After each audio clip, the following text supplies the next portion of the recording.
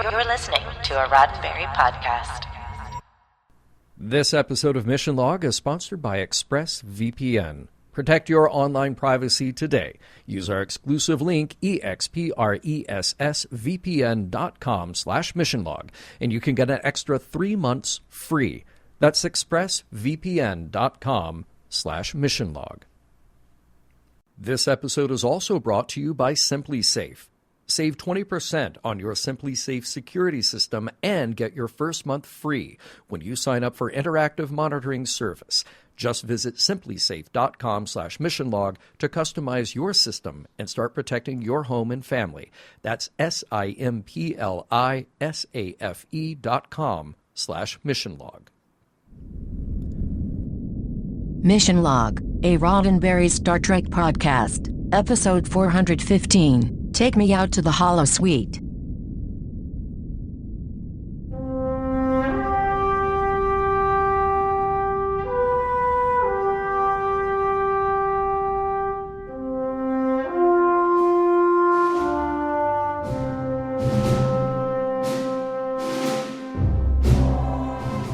Welcome into another episode of Mission Log, a Roddenberry Star Trek podcast. I'm John Champion. And I'm Norman Lau. Each week on Mission Log, we take a look at each and every single episode from Star Trek to find the morals, meanings, and messages contained therein.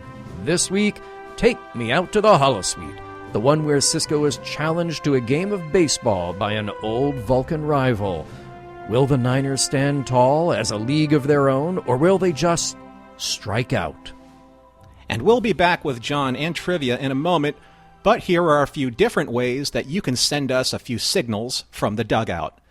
Mission Log is a conversation about Star Trek, and that's why we want to hear from you. Use Mission Log Pod to give us a like and a share on Facebook and Twitter, then follow and rate us at Apple Podcasts to help others find the show. You can call us on Skype at Mission Log Pod or by dialing 323-522-5641.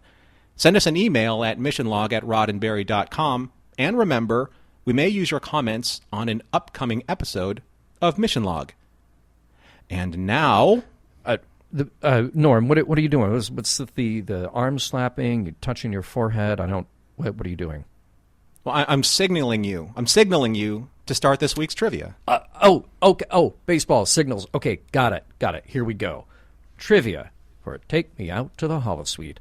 This episode was written by Ronald D. Moore, and this is a fun little bit of trivia because Ron gets all the credit, but it's so Ira Stephen Bear's story. Now, he had produced a similarly themed episode for Fame when he was on that show, The Dancers Are the Underdogs in a Baseball Game, and that was, in effect, a tribute to similar stories that had been done before. Ira felt like he was just too close to the story, so he recruited Ron to actually create it, but let's not kid ourselves, Ira's got his fingerprints all over this one. It was directed by Chip Chalmers, and there's a familiar name, but one we haven't seen too terribly much on DS9. He was the first assistant director for a lot of Next Gen, but he ended up directing 4 episodes on that series, and he only has one other DS9 directing credit, and that was with The Magnificent Ferengi that we covered last season.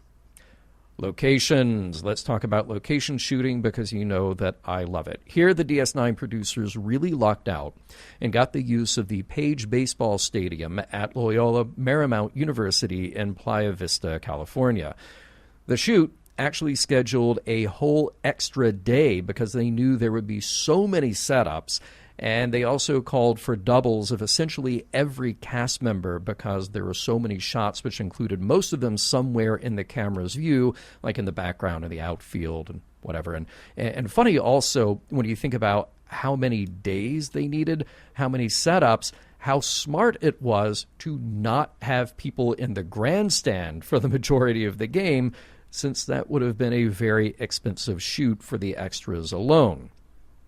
And let's see, in the long history of DS9 location shoots not cooperating, well, the weather cooperated here for once. It was just a nice, cool, pleasant time for all the days they were out there.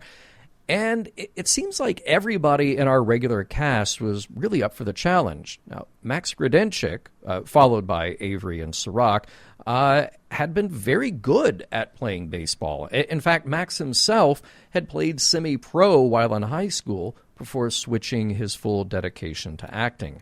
Now, the one with the least experience was Nana Visitor, but she got lucky and hit the ball on her first take, much to the delight of the cast and crew.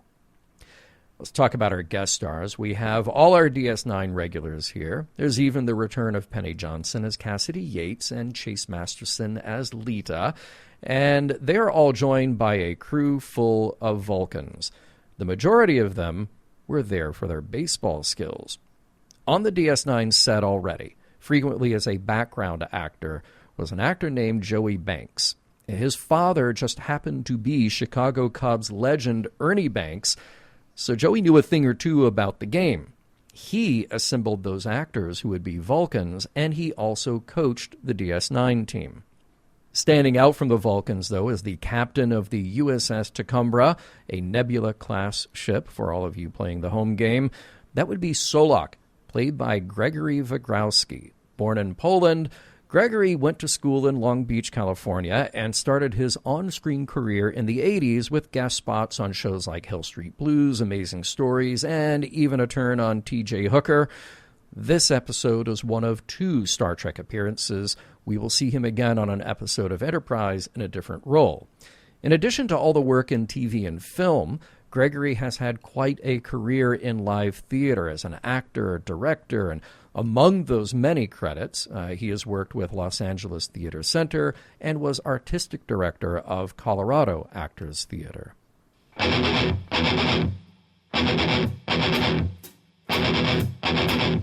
I have an alternate title suggestion too. Hear me out on this one. Go Durham.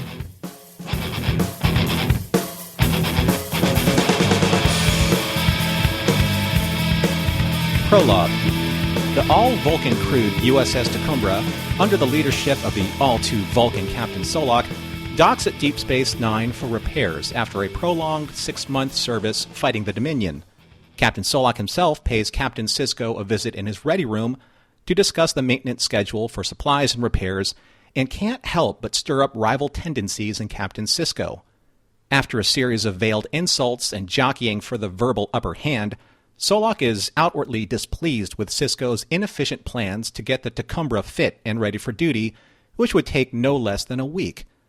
Unable to take the Taccumbra to another station for repairs, he cannot help but tempt Captain Sisko to help pass the time with a holodeck program that he knows Sisko can't refuse. After leaving their encounter in the captain's ready room, Sisko announces to all that he's accepted Solak's challenge on his crew's behalf, a challenge of teamwork, courage, and sacrifice. A challenge in the form of a baseball game. Act 1. Upon accepting Sisko's challenge to play the Vulcans in baseball, the crew embarks on their mission with the utmost enthusiasm and venturing into a crash course on learning all of the intricacies of Sisko's most beloved game. They have 2 weeks to prepare for this mission, and there are hundreds of centuries of knowledge that they have to digest in the meantime. Even Lita and Rom express a desire to join the team and play because Rom thinks it's a good way for he and Nog to spend some time together, like Jake and Benjamin do through baseball. Quark, ever the pessimist, tries to discourage Rom from embarrassing himself, only to have a sudden change of heart to try out for the team as well. As the motley crew of Sisko's Niners, Worf, Kira, Ezri, Bashir, O'Brien, Quark, and Nog, along with Rom and Lita, take the field for their first day of practice, it seems that their work is cut out for them, as none of them, save Jake, have any idea of how the game works, let alone possessing the ability to come together as a well-oiled baseball machine to take down the Vulcans. Throwing and catching is foreign to many of them, as Sisko observes these basic deficiencies in his players despite his passion for them to be better. For him, it's more than just a game. For him, he has to beat Captain Solak. Act 2. If learning the basics of baseball isn't hard enough, the Niners are spending a great deal of time in Bashir's infirmary, as many of them are suffering from post-practice injuries, such as Quark taking a bat to the back of his head from a very distraught and apologetic Rom, to Ezri feeling embarrassed that she should have better command of her body with Emily's memories there to guide her from a previous lifetime as an Olympic-level gymnast. However, the team suffers their first dropout as the Chief's recurring shoulder injury forces Dr. Bashir to pull him off the team, but still can participate as their backup coach. Sisko, meanwhile, convinces Odo to be the game's umpire, pleading with him that his particular sense of impartial law and order would better suit the spirit of the game instead of a holographic umpire. All Sisko needs to do now is find a replacement for Chief O'Brien. And after pulling some strings and sidelining Cassidy's next few cargo runs, he meets her in the docking bay, showering her with flowers and compliments, and asks her, "How's your throwing arm holding up?" Later, during another grueling practice session, Sisko becomes fed up with Rom's inability to even grasp the basic concepts of catching and batting that he takes out his frustration at the already beleaguered Rom and kicks him off the team in front of all his fellow Niners. Act 3. As Rom sulks and quirks, Lita, Nog, and Quark try to cheer him up but are determined to quit the team if Sisko doesn't take Rom back. And not just them, as Julian, Miles, and Kira approach Rom, admitting that what the captain did to Rom was uncalled for and unfair, and they are willing to quit as well if Sisko doesn't put Rom back in the rotation. But Rom insists he's willing to watch from the stands and cheer his team on to victory. The team presses on and practices hard. Sisko drills them in the wardroom with tactical scenarios. Cassidy gives Julian batting pointers in the infirmary. Even Quark has his bartenders hurl drinkware at him so he can firm up his catching reflexes. Odo is hard at work at practicing his umpire moves as Kira can't help but watch from outside his office, trying to hold back smiling. Back in Sisko's quarters, he is elbow deep in Cassidy's massage as she tries to literally and figuratively work out Benjamin's tension. Pressing Benjamin on the matter, Cassidy forces him to admit that there is more than just a game at stake with Captain Solak. He admits that their rivalry goes all the way back to an altercation that he had with Solak when they attended the academy together. In the local bar called the Launching Pad, Solak, who lorded Vulcan's superiority over human emotionalism, struck a nerve in Sisko, who was deep in his cups. Sisko challenged him to a wrestling match and lost spectacularly. Adding insult to injury, Sisko became the focus on a myriad of papers that Solak authored, citing this very encounter, that humans are far too emotionally driven, and how Vulcan stoicism and logic will always be superior to that kind of behavior. And now, Sisko is taking it personally because Solak is using Sisko's favorite pastime, his game, as yet another example to prove this self-proclaimed Vulcan superiority. This is why Sisko is pushing his team so hard. And as much as Cassidy wants him to admit this to his crew, he can't rise above this petty rivalry that is all but consuming him and the game he loves. Cut to Cassidy sitting down with the Niners and explaining all of this to them, which rekindles their spirit for the game and gives them a reason to give it their all, not just to beat the Vulcans, but to defend the honor of their coach, their captain, as they all place their hands on each other's, cheering Niners as their rallying cry. Act 4. It's a beautiful day in the Holosuite as the Niners and the Logicians take the field after a stirring salute scored by the Federation anthem. However, from the very start, Sisko is already on the defensive as he requests that Solak remove the holographic spectators because his team has never played in front of a crowd. Soon after Odo dusts off his home plate and declares the teams to play ball, the Vulcans draw first blood as Jake's first pitch is crushed by the Vulcans' batter, setting the tone for the opening salvo. As the Vulcans' first at-bat comes to a close, the Niners have given up 4 runs to the Logicians, and the mood in the Niners' dugout is somber, no matter how hard Sisko tries to bolster their spirits. As the innings continue, the Logicians mount a sizable lead as the Niners helplessly watch their dream of defeating the Vulcans drift further and further out of reach. However, Colonel Kira managed to chop one through the Vulcans' infield defense and secure second base as Worf takes a stand in the batter's box. After a few errant balls amidst the strikes, the Vulcan pitcher faces down Worf at full count, and, after taking a moment to pause and ready himself for the final pitch, the Vulcan strikes Worf out, enraging Sisko, causing him to challenge Odo's call. In the heat of the moment, Sisko thrusts a finger into Odo's chest, and Odo, being the thorough rule stickler that Sisko begged him to be, ejects Sisko from the game, citing chapter and verse of the rulebook, specifically about touching the umpire, a rule to which he tells Sisko to look up, sitting in the stands. Act 5. As a furious Coach Sisko leaves the dugout, Julian reminds Miles that he is now the coach, and O'Brien rallies the team for one last inning. The Vulcans continue to press their already sizable lead as one of their runners strides across home plate. Or does he? Odo, looking as impartial as possible, does hint to Nog that there is something amiss. From the dugout, the chief screams at Nog that the Vulcan runner didn't touch home plate. In a fit of confusion, Nog runs to the logician's dugout to tap everyone out as the Vulcan runner sprints past him, only to be thrown out by Nog to Jake at the plate, as the Niners and Rom erupt in a raucous cheer, which catches Sisko's eye. He approaches Rom in the bleachers, and shortly after, has a quick moment with the chief to discuss a secret plan. As Jake gets ready for his at-bat, O'Brien pulls him aside and signals to Odo that they have a substitution. It's Nog, who's suited up and ready to play ball. Sisko even has the crowd resummoned to cheer him on as the announcer blares his name across the sound system. After a series of mishaps, Nog is clearly out of his depth, but the chief signals him to bunt. And in a moment of chaos and confusion, the Vulcan pitcher accidentally hits Rom's bat, forcing the bunt, which allows Nog to score. The Niners win! Well, they win the moral victory, to be sure.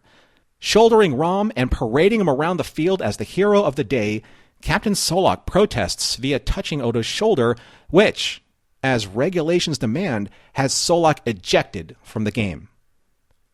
Later in Quark's very pleased and apologetic Sisko admits to Rom that he was wrong in throwing him off the team.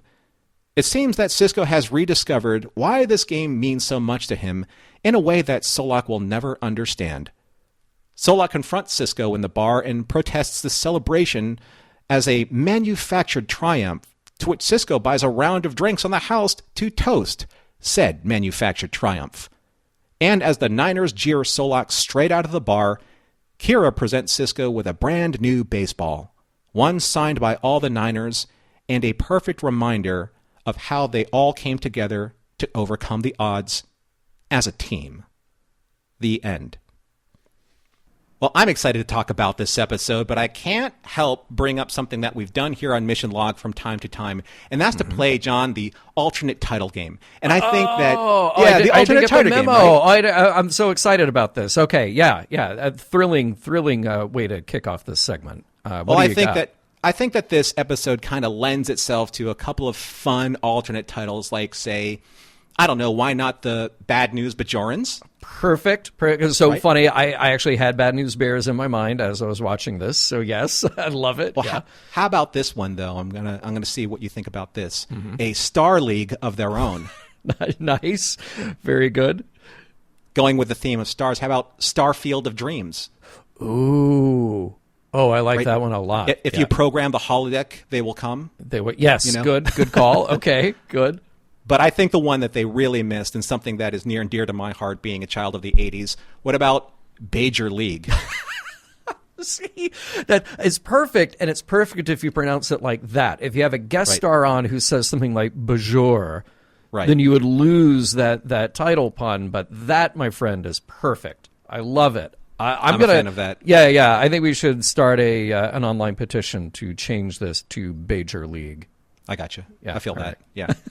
So right off the bat, no pun intended, though recognized, I just have to say, hello, Solak.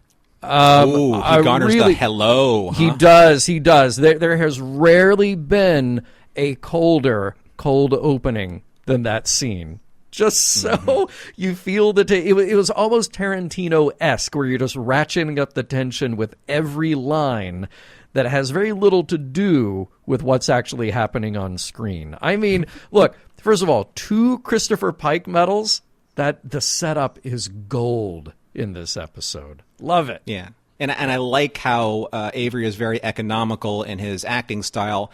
He just colors that scene perfectly because even more so than Kai Wen, that Solak is someone he just doesn't want to deal with Yes.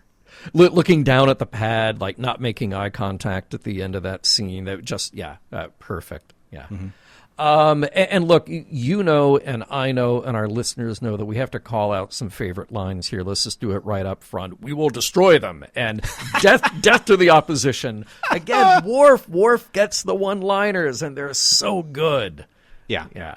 So good. Perfect. And I will admit that I am just as confused by the rules of baseball as everyone else on DS9. It would take me 2 weeks at least to wrap my head around that. So I appreciate the montage of them trying to get it right.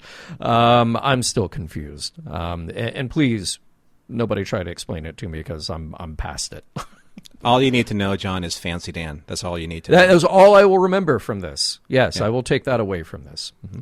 So speaking of Bashir and the Fancy Dan reference, okay, so I get that they have to create a hero out of Rom at the end of this episode, but there is no way, no conceivable way that a genetically modified superhuman like Bashir is, we all saw him like just willingly do bullseye on the darts board, will ever not hit a baseball.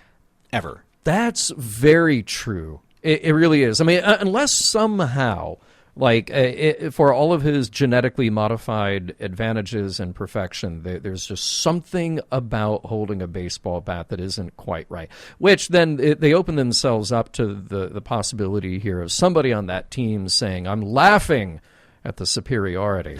but we never got it, unfortunately. Yeah. Now, there is something a little bit gruesome, I think, about the idea of practicing until you're in pain and then using that quick medical fix just to get back out there, like pushing themselves to the edge. And look, and I know we do this anyway in real life in pro sports and some amateur sports too, but it's even weirder when you see Dr. Bashir can just sort of wave the magic healing wand and like, oh yeah, we got to stitch up some muscles here and pain there and fix that. Okay, get back out there. You know, it's like, how about don't play to the point of pain? You know, they're amateurs.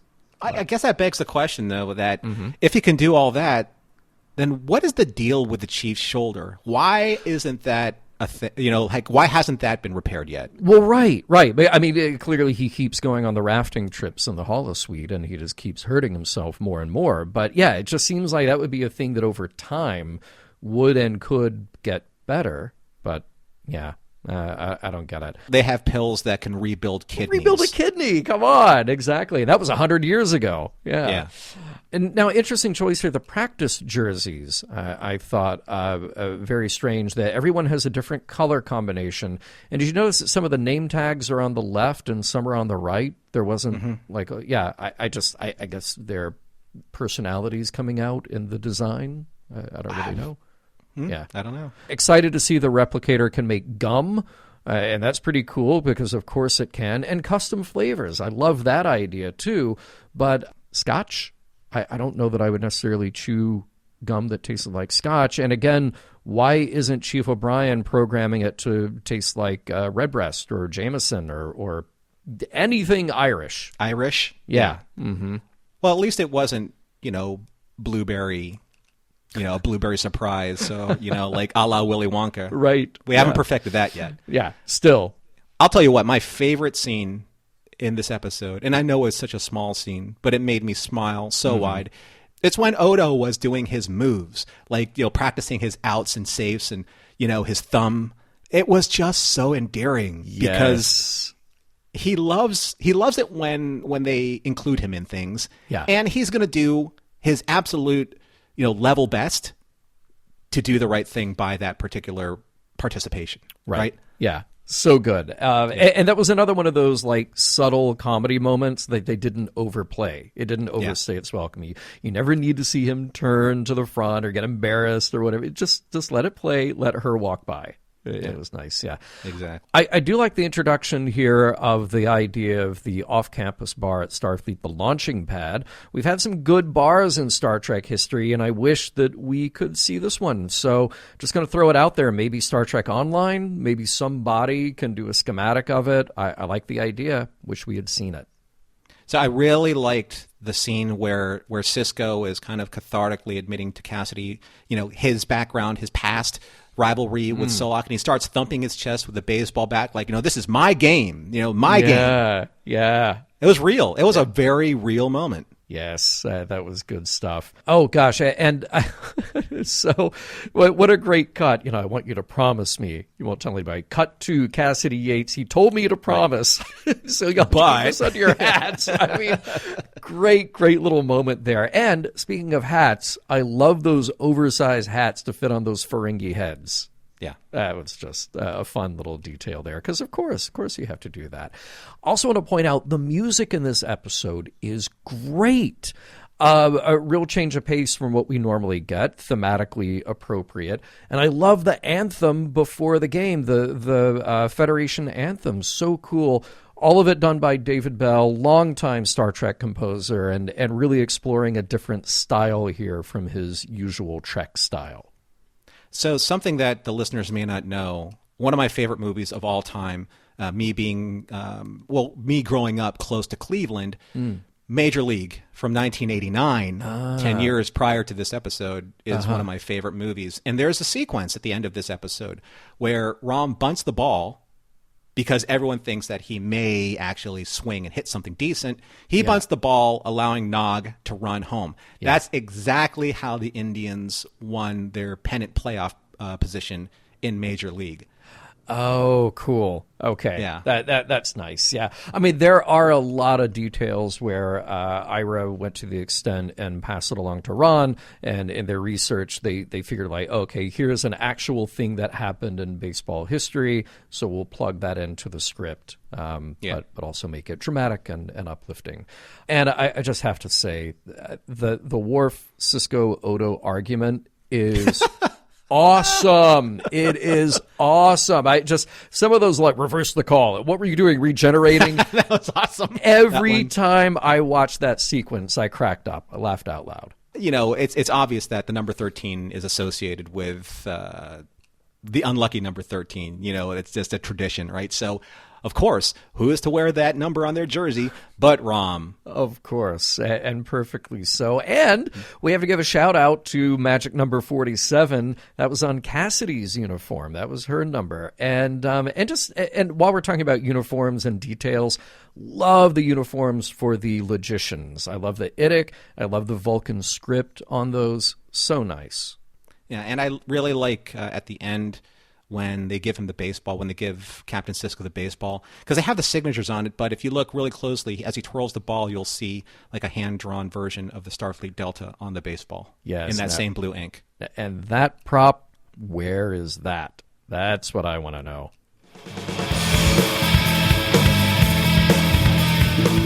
Remind me never to get into a wrestling match with a Vulcan, or with anyone really. It's bad for my diodes.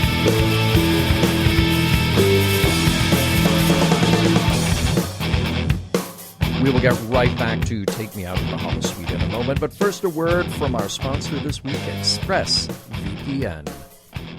So here, John, here's a question for you, and here's a question for the audience. How did you choose which internet service provider to use? Because the reality is, and the sad thing is that most of us have actually very little choice because ISPs operate like monopolies in the regions in which they serve. And then they use this quote-unquote monopoly power to take advantage of customers, such as data caps and streaming throttles, and the list goes on and on. But, worst of all, many of these ISPs log your internet activity and then sell this data to other big tech companies or advertisers. And to prevent ISPs from seeing my internet activity, I protect all of my devices with ExpressVPN. Ah, yes. I'm glad that you pointed out how good and how important ExpressVPN is, because you're right. We don't have a lot of choice in what we sign up to when we sign up with our local ISP. So that raises a good question, Norman. What is ExpressVPN? Well, simply put, it is an app, just a tiny, simple little app with a button on it that says it's on or off. You put it on your computer or your smartphone or tablet, whatever device, and it encrypts all your network data and tunnels it through a secure VPN server. So guess what? That ISP that you signed your life away to, they cannot see any of your activity. So just think about how much of your life is on the internet right now. Sadly, every single site that you visit, every video you watch, every message you send, everything gets tracked by ISPs or other tech giants who then can sell that information for profit. Yes, you are the product at that point. And that's the reason that Norman and I heartily and sincerely recommend ExpressVPN as the best way to hide your online activity from your ISP or any other snooping eyes. You just download the app, you tap one button on your device, and you are protected. That's it. And ExpressVPN does all of this without slowing down your connection, and that is critical. That's why it's rated the #1 VPN service by CNET and Wired. So stop handing over your personal data to ISPs and other tech giants who mine your activity and sell off your information. Protect yourself with the VPN we trust to keep ourselves private online. Visit expressvpn.com/missionlog. That's expressvpn.com/missionlog to get 3 extra months free. Go to expressvpn.com/missionlog right now to learn more. When Simply Safe Home Security's founders, Chad and Eleanor Lawrence, designed their first security system in their kitchen, I love this. They did it for a very personal reason. They had friends who had just had their home broken into, and they were struggling to find a security system that was simple to set up and would make them feel safe again. And this sounds like a very personal crusade, John, because making people feel safe is what Simply Safe has been doing ever since that moment 15 years ago. It's a passion to protect people, and it's not only what drives their every engineering detail in its products, but it also motivates every interaction with their customers. And the thing is, Simply Safe just makes it so easy. It takes about 2 minutes to customize a system on their website. That's simplisafe.com/missionlog. Now, Simply Safe has highly trained security experts ready whenever you need them, whether that's during a fire, a burglary, a medical emergency, or even just when you're setting up the system. There's always someone there who has your back to keep you safe and make sure you feel safe. And as our listener, you can get 20% off on your Simply Safe security system and get your first month free when you sign up for interactive monitoring service. Just visit simplisafe.com/missionlog to customize your system and start protecting your home and family. That's simplisafe.com/missionlog. Oh, Norman, there is nothing like a Vulcan to really bring the slow burn, plotting a bit of humiliation over a period of 10 years, apparently.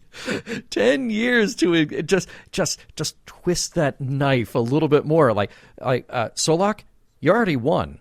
You already won when you had that wrestling match with Ben Sisko. But now you just come back and you're like, I'm going to do it again. I mean, right. They have perseverance going for them, clearly. I want to know your take on this because I might have a slightly different take on the Vulcans here and what's driving them. So you tell me. Okay, so up to this point, we have a fair understanding of Vulcan culture. We obviously have very iconic Vulcans up to this point in Star Trek history. We have Spock. We have Sarek. We have, even Savick being half Romulan. Surak. We've met Surak before. Yep. So we have a very good, clear understanding of Vulcans, this idea of Vulcan stoicism. It's something that's interwoven in the fabric of their culture. So when Solak appears and this whole history gets laid bare between him and Sisko, I have to ask, when did Vulcans become petty? When did Vulcans become vindictive? And a 10-year vendetta on outlining this entire experience that he had, starting with the altercation with Sisko, is a very long time for, a grudge, which is wholly a human construct. Yeah. And again, and a grudge that he already won. Like, he already has the upper hand here. So Right. if you could understand anybody simmering on that for 10 years, it would probably be Sisko. Like we could probably get where he's coming from, but he's trying to move on the best he can. I got to tell you, I went back and forth on this episode so often while watching it and thinking about Solak and his motivations.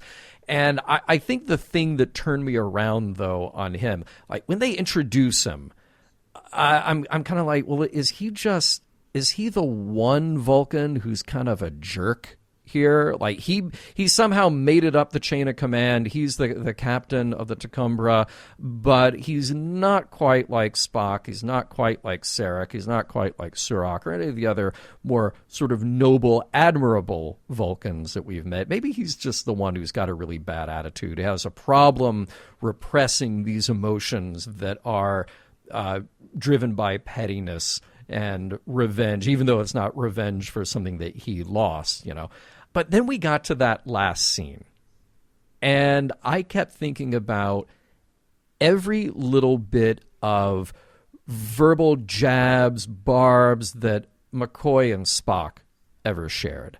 And McCoy recognizing those weaknesses in Spock's facade. And then I kept thinking about, well, for as non-emotional they are, the deep, seething emotions that are driving the character arcs with Spock and Sarek. And these are two guys who will logic themselves into or out of any position they have already decided they want to take.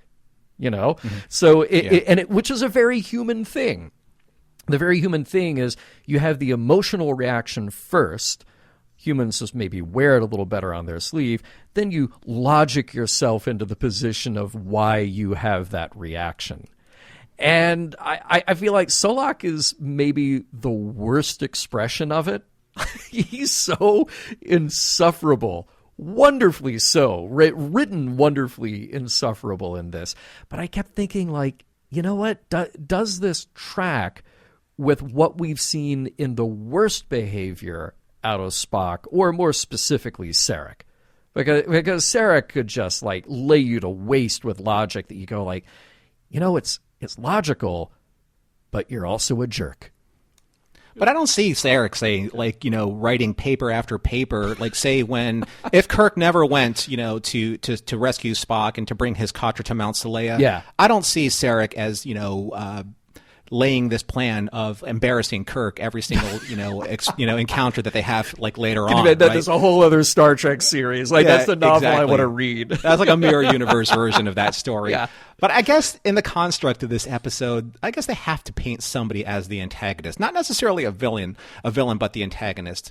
So I guess I understand what you're saying, and I think that I agree with a lot of that. But at the same time, though, they already set Solak up as being this villain. And I think that in some way, I don't know why, but they also made him kind of like, as the kids call him today, a troll. He's been trolling Sisko for 10 years. Yeah. I mean, that's so very anti-Vulcan, because I think that the Vulcan, after he just trounced him in that wrestling match, at the launching pad, he would just forget it. You know why? Because it's beneath him. It's not worthy of his time anymore. It's like, I made my point, move on. Yeah. So why build a history of a vengeful Vulcan who just wants to embarrass and kind of like tarnish the career of a Starfleet captain? Why? I mean, it's not even like, they weren't even like competitors. They weren't probably even in the same like class. I mean, not like class in terms of, on peer level, right? Right. He's completely, dissociated, with dealing with humans. He is a captain of an all-Vulcan starship, I think, was not such a good idea after what happened with the Intrepid in the giant amoeba ate. Yeah. Giant amoeba, right? Intrepid, yeah. Well, but see, I feel like it's one of those things where in Star Trek we present the Vulcan ideal. What do they want their presentation to be, particularly to humans. Like, they're very concerned about how they look to humans and maintaining that logical upper hand. But we know there's one thing. Every Vulcan has that one thing that they can't quite shake. And with Spock, as we got to Star Trek The Motion Picture, it's friendship. It's like, yeah, he can be Vulcan all day long, but what he really needs is that friendship. He needs to feel that familial bond with his crew.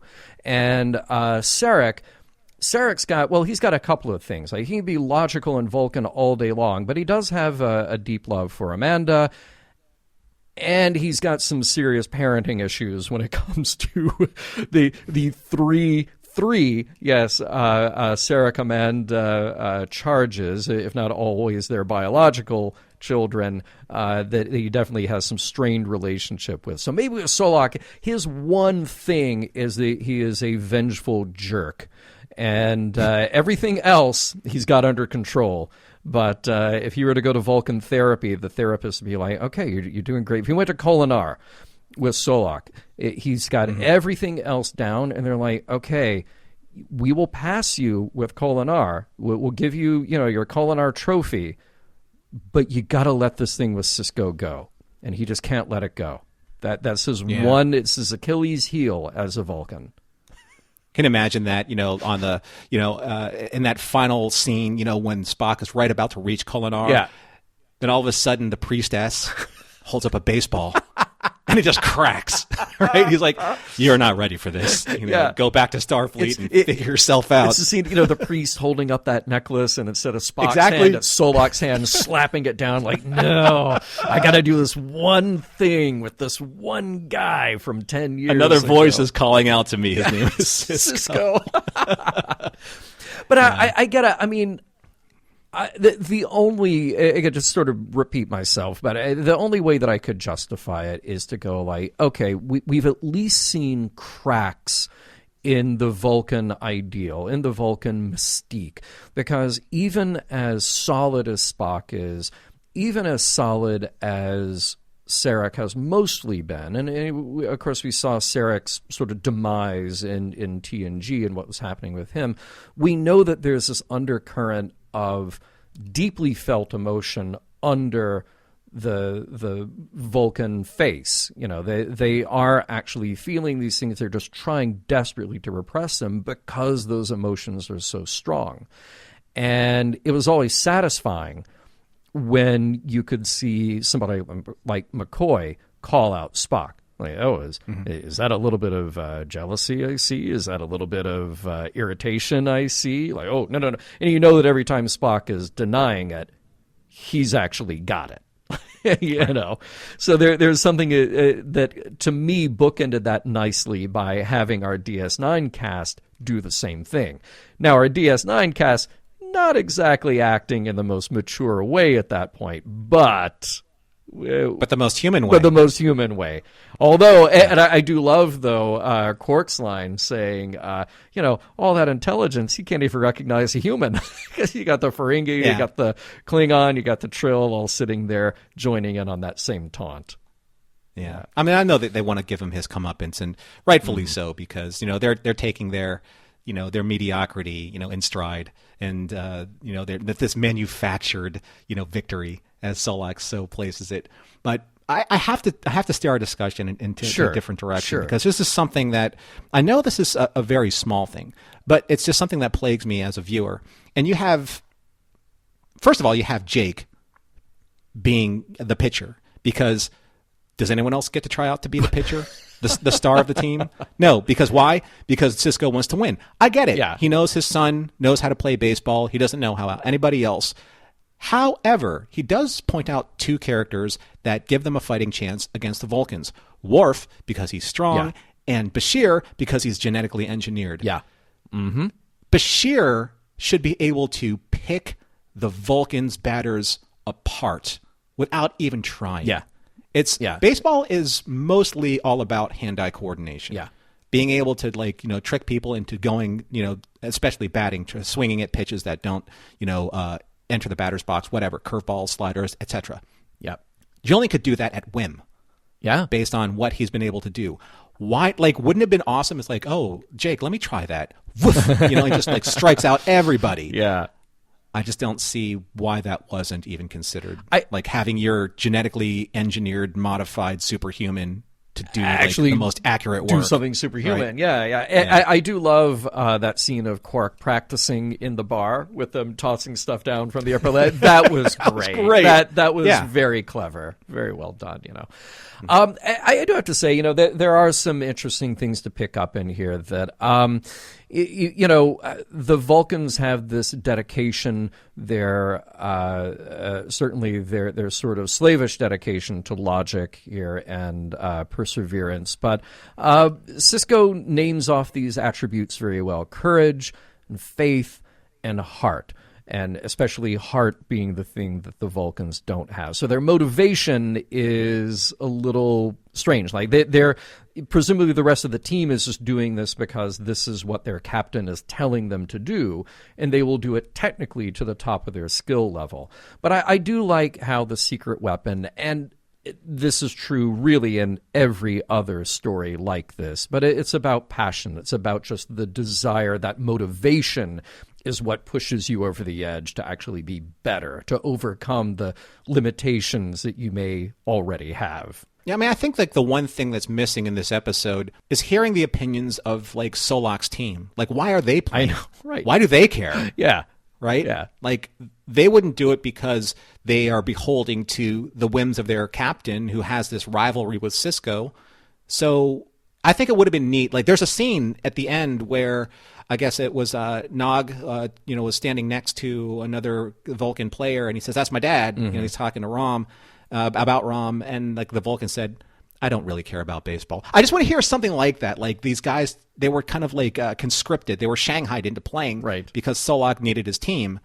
But they don't really care about it. Why would they care about it? See, this is interesting, though. The more you say this now, I keep thinking about my giving each Vulcan their one thing, their one emotional response that will drive them, even if they've managed to suppress everything else. Maybe some of them have got a little fear running through them of their captain, or just this desire to please, this desire to make a good show in front of the captain. So they can be, again, just logical to a fault.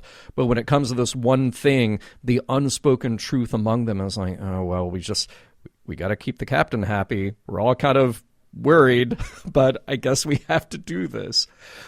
Let me ask you something else here, because I wondered, unfortunately, it's a scene that plays itself out the way it should, I think, and the episode resolves the way it should, I think. But there was this moment here where I wondered about the fine line between recognizing one's actual limitations and pushing through to overcome them. Because I wondered, like, is Sisko's tough love approach as a coach okay at a certain point? Now, he has to change his attitude at a certain point, which is fine. Everybody has some growth. Everybody has an arc in this. But when he chastises Rom, it is uncomfortable. But then is it just okay for Rom to think that he's not quite right here? I mean, I love him saying, I love this moment of him saying that he just wants to cheer on his friends from the grandstand. Like, that's all right. And yes, it's touching that his friends would say, no, we're here with you. We're all going to quit if you can't play. Well, maybe he just doesn't make the cut because he's not that good on the team. Now, of course, again, the episode has to resolve itself a different way. But is it all right for the others to recognize at some point, like, yeah, well, he's just not as good, so we'll just continue on?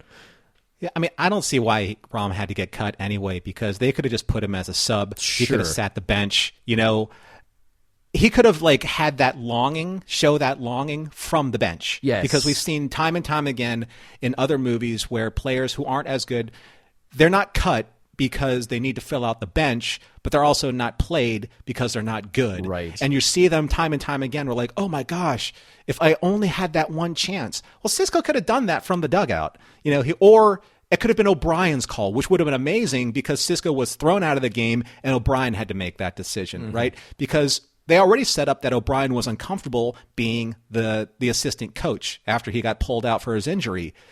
So that would have been O'Brien's call, and that would have been awesome. Yeah, right? There you go.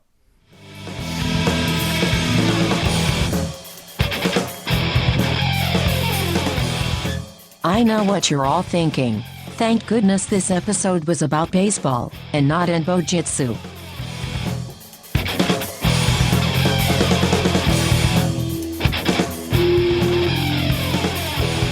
Well, John, it's bottom of the ninth, and we are here At the final segment, will we strike out or will we home run grand slam this thing? So, actually, let me dial that back. Okay. We are talking about the end of Take Me Out to the Holosuite. As we do here on Mission Log, we take a look at the episode, and we take a look at, does this episode withstand the test of time? And what are the morals, meanings, and messages contained therein? So let's start with you, John. Take Me Out to the Holosuite. Does this episode hold up? This happens from time to time on Mission Log, okay, where I'll watch an episode, I'll have a pretty strong reaction to it, then my reaction will change a little bit the more I watch it, because I think my anticipation of certain scenes or the details I'm paying attention to will change a little bit, but then I kind of narrow down my thoughts, then we get into a conversation. And the conversation can actually change my perception of the episode as I'm going along. And that might have happened here, just literally within the last hour that we've been talking. Okay, so my initial reaction is this, that I don't love it. And to me, I know that this is an episode that many people love, and for very good reasons. It is a break from the drudgery of DS9's war story. And there are many great character moments, and it's uplifting, and it breaks our characters out of their usual routine. I get that. And you had the classic sports as a metaphor for life story, and honestly, that is where I tend to part ways with, well, this episode or shows or movies like it. It's fun, there's no question. It's an homage to an homage to an homage. So it kind of feels like a lot of those beats are things that I can see coming. And if you love this episode, I want you to love this episode because I get your reasons why. I'm just not necessarily in lockstep with you there. So to me, this is a perfectly fine diversion. It's just not an episode that really speaks to me, except for the very end. Taking that Vulcan down, taking Solog down a notch for the deeply smug, emotional behavior that he displays, I thought that was perfect. The moment with the signed baseball, I will admit that hit me right in the feels. And Renee is just gold in this episode. He is so good. So I was bringing some kind of negative reaction. It's an episode that didn't connect with me, or I didn't connect with it. But I know that there was anticipation here because a lot of people love it. The more I talked to you today, the more I enjoyed it, the more I had fun with it. So I think I'm going to have that disconnect where it isn't one that I'll just always go back to, but I enjoyed it because I enjoyed our conversation so much. So I think now I will elevate this this story a little bit more and say it holds up. It holds up really well. It's just not going to be one necessarily that feels like it's very personal for me. Mm-hmm. So that's it. Fun, enjoyable stuff, great character moments, and enjoyed your enthusiasm, which made my enthusiasm that much greater for this episode.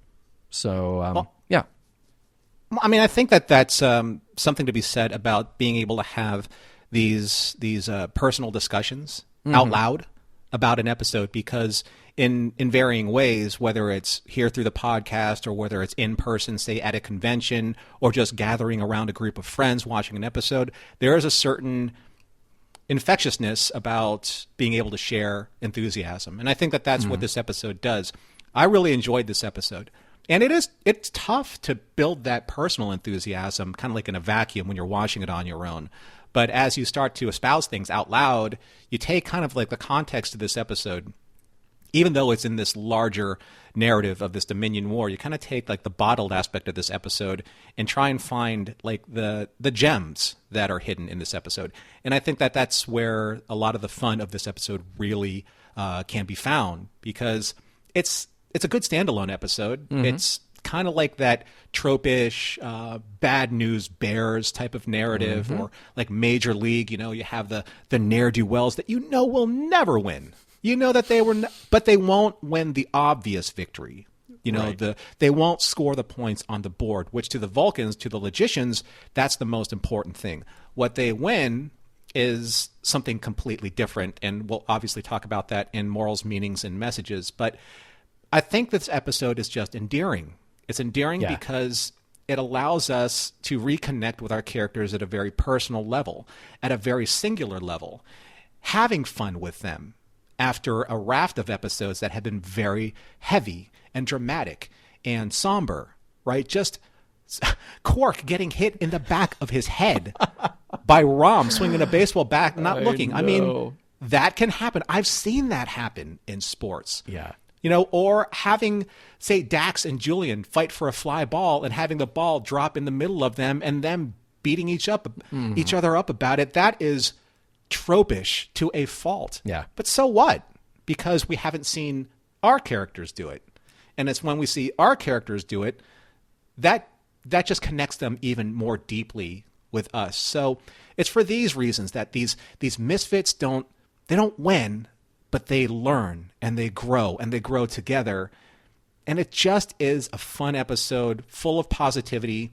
And I can't help but equate this to the same reaction that I'm having with Ted Lasso. See? Okay, yeah, and that's one of those where, again, it was a hard sell for me to say, here's this show about a guy who's coaching a football team, well, soccer, but, football team.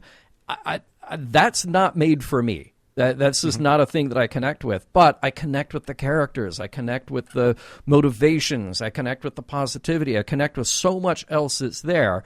And that, after talking to you about this episode of DS9, I knew that all of those elements were there, but our conversation steered me to focus on those, even though I still have a disconnect with the material itself. So, but you alluded to the morals, meanings, messages a moment ago, and I think that you and I are feeling kind of the same thing here about what it's trying to say. So why don't you hit us with what you have? So John and I are probably going to land on very similar points. And again, full disclosure, neither of us really look at our notes when we're creating our notes. So he may talk on similar topics, but this episode isn't about winning. This is the moral that I come away with. It's not about winning. It's about teamwork. And it's about rediscovering that teamwork, something that I think that Sisko lost and rediscovered again, which makes the morals very poignant and powerful. As that old cliche goes, teamwork makes the dream work. Right? It's very apropos to this episode. I need to strike that out of my notes now. No. Talk about it again. That's hilarious, and we wrote the same thing. Go ahead. That means that particular notion kind of like is the cream that rose to the top of this episode, because it's about these individuals. Like, they're great at their jobs, right? As Starfleet officers, or tangentially so, they know how to come together to get that particular job done. Then you throw them into what they call kind of like this management program for interacting between your coworkers. How do they all come together? How do they put aside their differences? How do they make it work? And at the leadership level, how does Sisko make this work? And he doesn't at the beginning, because all he is focusing on is the big W, the win, right? He puts his son, he literally chooses nepotism over what a good manager should do and try out the best person, right? He knows that Jake is good, everyone else isn't. That's what he knows, that's what he thinks, puts Jake in the position of pitcher, like the star, quote unquote, of the team, right? Might as well put him in quarterback if they were playing a football game. But throughout the course of this entirety of this episode, he learns for himself that this game is just a game. It's a game that brings him happiness, that brings him joy. If he is not carrying that message to his team, then his team doesn't have joy in playing it, doesn't understand why they're playing it, and loses what is most important when it comes to team building, and that's morale. And morale is something that is so very important, not just in bringing this Niners team together, but what happens to them outside of the Holosuite when they are faced in the most dire circumstances, because they have to rely on each other. They have to continue that esprit de corps in order for them to function further on in the Dominion War, because we're still in this war. So having the back of your teammates through thick and thin, accepting their weaknesses as well as their strengths, because in the end, that is what this episode is talking about team-based healing and support. It's a very powerful concept, and I think that's one that can easily be overlooked because this episode is so loosely based on just the competitive aspect of it rather than the team-building aspect of it. But what did you think of it? Yeah. It's funny, as you're saying that, I'm thinking that there is something that is so, like, obvious and cheesy about this idea of, teamwork makes the dream work, but there's something critical in there that when people are working together for a long time, you do have to reset and refresh and get to know each other on a personal, emotional, and fun level that then remotivates you to actually go do the job again. So it's nice to see our group get a break like that. And yeah, it's that whole thing about teamwork. Everybody has their place. Everybody has their way to contribute. And even those players so obviously here who you feel like might not be as strong as others, they still have value there. And that is a very Star Trek thing to see, that everybody has a place and everybody has an opportunity. And you kind of have to love everyone coming together for this game and everybody playing to their strengths and then finding strengths that they didn't know necessarily that they had. I think another takeaway here is that Vulcans are sometimes utterly insufferable, but I've been, saying that since TOS sometimes. So there is something great here about celebrating the victories, even when you lose, because the definition of that victory might be something else. It might be personal. It might be some other goal that you've set that is worth celebrating. So I love to see the joy on all of their faces at the end by banding together after this challenge. So in that, it's not necessarily about how you win or lose. It is about how you play the game. So that is all well said and well done. And look, I feel like I can only leave us with the words of somebody else very famous when he said about baseball. We're talking about this difference in the team and in the individual. And somebody once said, a man stands alone at a plate. And this is the time for what? For individual achievement. There he stands alone. But in the field, what? Part of a team. Teamwork. Looks, throws, catches, hustles. Part of one big team. Bats himself the livelong day. Babe Ruth, Ty Cobb, and so on. If his team don't field, what is he? You follow me? No one. Sunny day. Stands full of fans. What does he have to say? I'm going out there for myself, but I get nowhere unless the team wins. Mission Log is produced by Roddenberry Entertainment, executive producer Rod Roddenberry. Our website and your opportunity to comment and connect with us is missionlogpodcast.com. If you would like to support Mission Log directly, you can do so at patreon.com/missionlog. And for more Star Trek news and discussion, be sure to visit trekmovie.com. Apologies to Robert De Niro. On the next Mission Log, Chrysalis.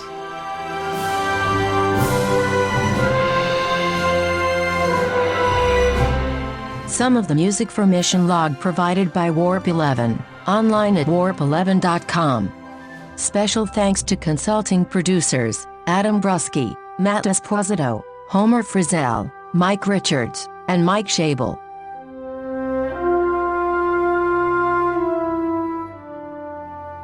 After that bit of untouchable wisdom, all I can say is, here endeth the lesson.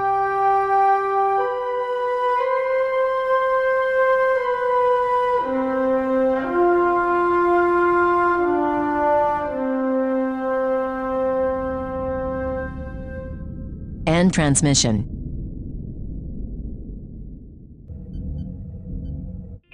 This is a Roddenberry podcast. For more great podcasts, visit podcast.roddenberry.com.